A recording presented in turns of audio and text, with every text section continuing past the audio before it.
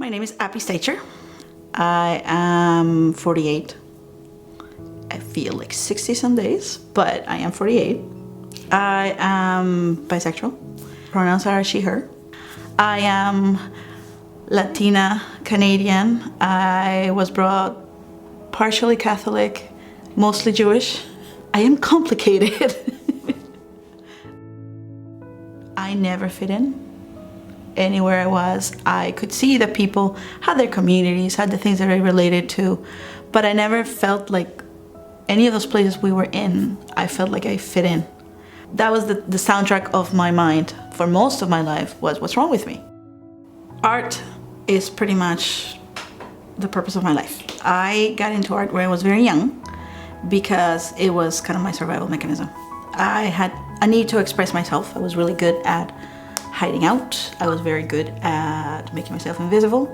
I would get into closets. I would climb trees, sometimes all the way onto the roof and just kind of hide out. I liked hanging out with plants. I liked climbing trees and being away from people. I didn't like wearing dresses. In Colombia, it's fairly gendered. And none of those things reflected me. My first crush on a girl was in grade 3. Her name was Sayuri, and I still remember her to this day because she got a new best friend, and I couldn't understand at the time why it felt so terrible that I wasn't in her life in the same way anymore. I didn't have the language to process it, and it was not something that you talked about in Colombia at the time. It wasn't really an option. And once I got to Vancouver, it's like the world opened up for me. And suddenly here's a whole bunch of people who get me. And I was like, wait a minute, I'm not weird. There's absolutely nothing wrong with me. I'm just kind of wired differently. And finding out that I could find people who felt the same way, liked a lot of the same things, and saw me. People who thought that I was funny, that I was interesting, that I was enough. So community, wherever you find it, is crucial because it's a mirror. I think it's kind to call the relationships of my family down the matrilineal line as dysfunctional. There weren't really strong models of how to be a mother, or if it really had to be a daughter, except for a specific set of kind of like ever-shifting expectations. And I understand because there's a lot of intergenerational trauma. There's a lot of, I call it cobwebs, kind of like the things that live in your head and you know that they just get passed on from generation to generation to generation. And a little bit of the feeling that I got was that it was like, well, I lived through it, so you should too.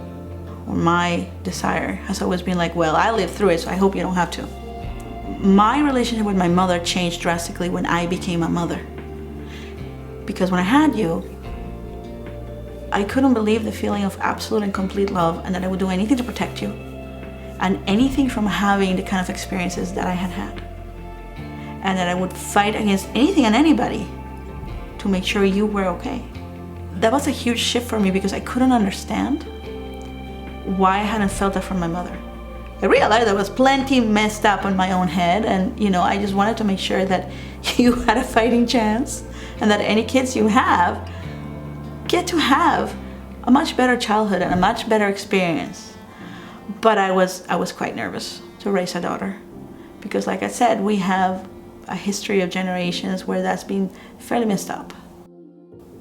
And I just knew that no matter what, I was going to do anything in this world for this little creature because I just loved them from the get-go. Despite all the fears, despite all the, oh my God, what am I supposed to do now? How do you bathe them? How do you do anything? I don't know.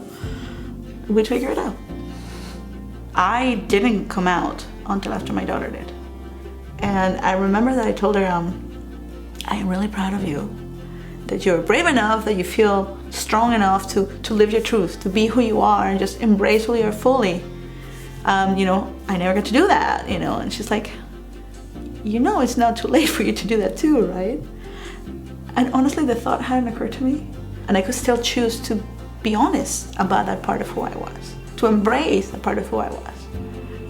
If you are younger and you're like, well, I don't know if this is, it doesn't mean that you have to do it this minute. Sometimes it may just not be the right timing for you. Sometimes you may be in a country, a family circumstance or something that doesn't really allow you to do that. That doesn't mean that you stop being that that means that you might have to postpone it, but it's never too late to be that person. There's this belief in Judaism of the tikkun olam, the idea that the world gets fractured and broken. Your role as a human being is to find one little piece that makes it a little bit more whole. Don't worry about saving the entire world. Just contribute one little piece that makes things better for you, that makes things better for somebody else, that just makes it feel like you keep fighting against the darkness. I think that's really all I'd have to say. Ciudades y charcos, playas y desiertos, montañas y llanos, y la casa tuya y tu calle y tu patio. I love you, Pamplemousse. I love you too. This was my Opa's favorite song.